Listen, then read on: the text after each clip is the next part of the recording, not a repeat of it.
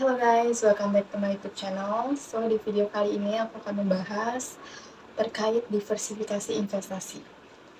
Di video ini aku akan membahas kenapa diversifikasi investasi itu penting dan aku investasi di instrumen apa aja dan juga alasannya.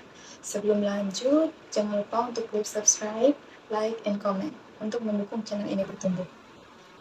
Kenapa diversifikasi investasi itu penting? Karena bayangkan, ketika kita hanya investasi di satu instrumen, contoh di saham individual, ketika saham itu turun, maka nilai dari keseluruhan portofolio kita akan turun, yaitu merah. Tapi ketika kita investasi di instrumen A, B, C, maka ketika satu instrumen turun, instrumen lain tidak turun.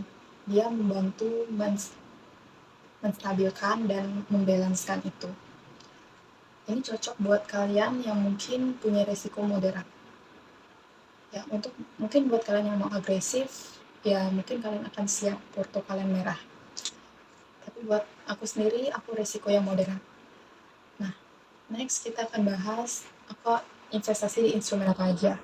Aku disclaimer, aku tidak merekomendasikan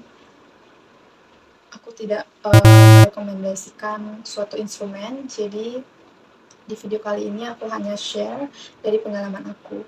Keputusan investasi ada di kalian. Aku tidak memaksa, tidak ada ajakan untuk memaksa untuk investasi di instrumen tertentu. Baik lagi, kalian harus tahu risiko kalian. Apakah kalian konservatif, moderat, atau agresif? Baik lagi, apakah kalian ngerti dengan instrumen tersebut? Dan apakah investasi itu untuk jangka pendek, jangka menengah, atau jangka panjang?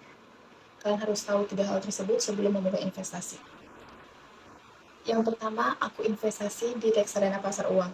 Kenapa di reksadana pasar uang? Karena aku menyimpan dana darurat di reksadana pasar uang, sehingga bisa mendapatkan return walaupun sekitar 4-5% per tahun.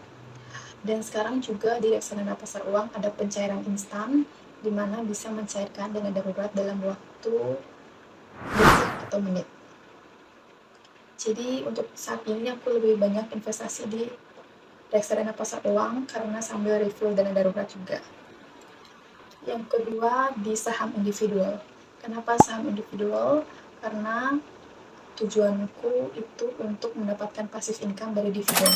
Jadi aku investasi di saham individual yang memberikan dividen yang tinggi, sekitar 10%, 9%, sehingga semakin banyak lot yang aku investasikan di saham individual tersebut, itu bisa memberikan aku passive income per tahunnya ya.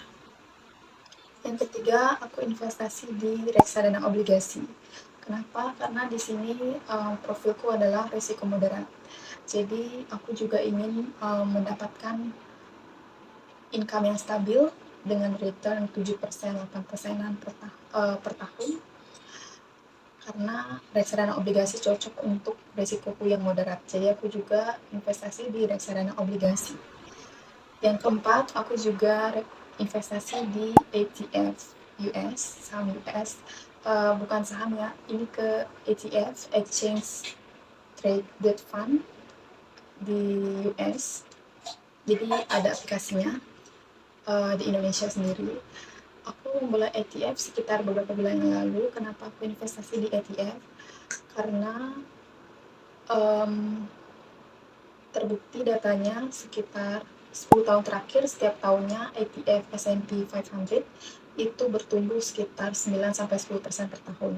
Jadi itu lebih ke untuk aku pertumbuhan investasi atau pertumbuhan aset dan juga untuk dana pensiunku. Jadi balik lagi, 4 instrumen tersebut itu sesuai dengan tujuan keuanganku.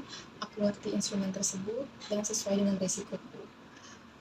Aku juga investasi di ETF itu sekitar beberapa bulan lalu. Sebelum aku mulai juga keempatnya ini pastinya aku pelajari dulu keempat hal tersebut, apakah cocok dengan risikoku, bagaimana sistemnya.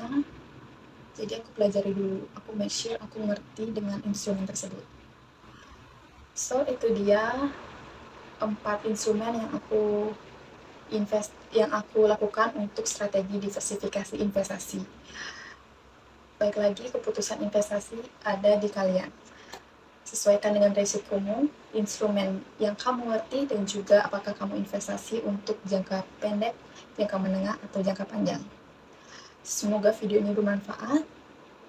Kalau video ini bermanfaat, jangan lupa like, comment, and subscribe. And see you on the next video. Bye-bye.